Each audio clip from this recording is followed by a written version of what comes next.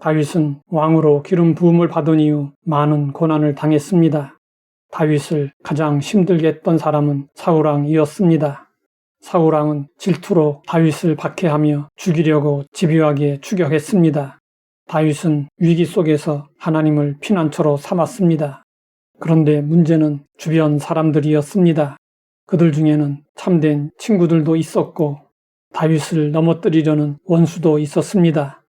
그들은 새같이 산으로 도망하라고 다윗에게 권유했습니다. 따뜻한 충고이고 지혜로운 방법인 것 같았습니다. 그러나 다윗은 이것이 불신앙에서 나온 말인 것을 분별하고 말했습니다. 내가 여호와께 피하였거늘 너희가 내 영혼에게 새같이 내 산으로 도망하라 함은 어찌함인가. 세상에는 숨을 곳이 많이 있어 보입니다. 오늘 우리에게 산으로 피하라는 것은 세상과 손을 잡고 적당히 타협하라는 의미일 수 있습니다. 그러나 우리 성도들이 피할 곳은 산이 아니라 반석이신 그리스도입니다. 성경은 말씀하고 있습니다.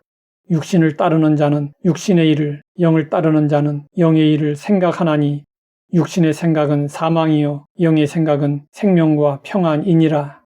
우리는 육신적인 생각보다 영적인 생각을 해야 합니다. 다윗은 자신이 처한 위기 상황을 이렇게 묘사했습니다. 악인이 활을 당기고 화살을 시위에 먹이며 마음이 바른 자를 어두운 데서 쏘려 하는도다. 성도는 언제나 마귀의 활시위가 당겨져 있는 관역입니다. 우리가 그것을 느끼든 느끼지 못하든 언제나 그렇습니다. 그러면 하나님은 왜 이런 위험한 상황을 허락하실까요? 그 이유는 분명합니다. 성도들의 믿음을 연단하셔서 정금같이 만드시려는 것입니다. 연단의 과정에서 마귀는 친한 친구들이나 가족들을 이용하여 믿음을 흔듭니다. 주변 사람들은 말합니다. 터가 무너지면 의인이 무엇을 하랴?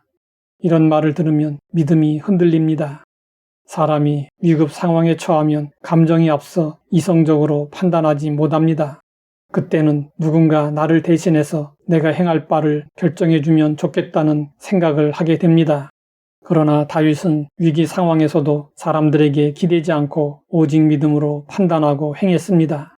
다윗은 자기를 쫓는 사울왕을 2차례나 살려준 적이 있었습니다. 그때 주변 사람들은 사울왕을 죽이라고 요청했습니다. 우리가 이런 상황을 맞았다면 어떻게 했을 것 같습니까? 주변 사람들의 말에 흔들렸을 것입니다. 그러나 다윗은 사람들의 말을 듣지 않고 자신의 믿음을 따라 행했습니다.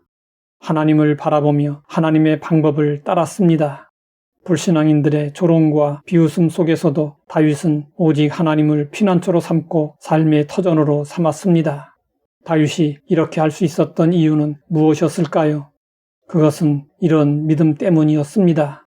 여호와께서는 그의 성전에 계시고 여호와의 보좌는 하늘에 있음이여 그의 눈이 인생을 통촉하시고 그의 안목이 그들을 감찰하시도다. 하나님은 성전에 임재하여 계십니다. 하나님은 만왕의 왕으로 하늘에서 온 세상을 통치하십니다. 하나님은 사람들을 감찰하십니다.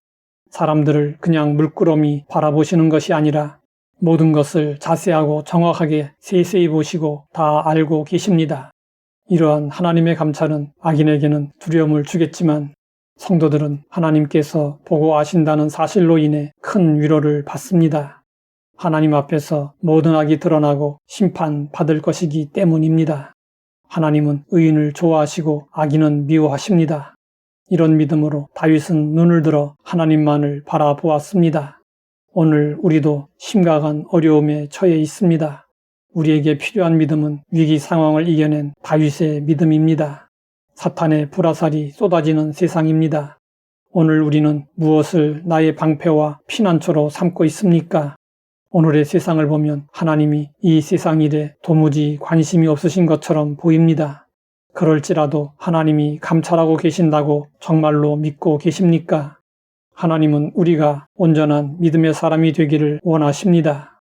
온전한 믿음은 어떻게 만들어질까요? 저절로 만들어지지 않고 연단을 통해서 만들어집니다.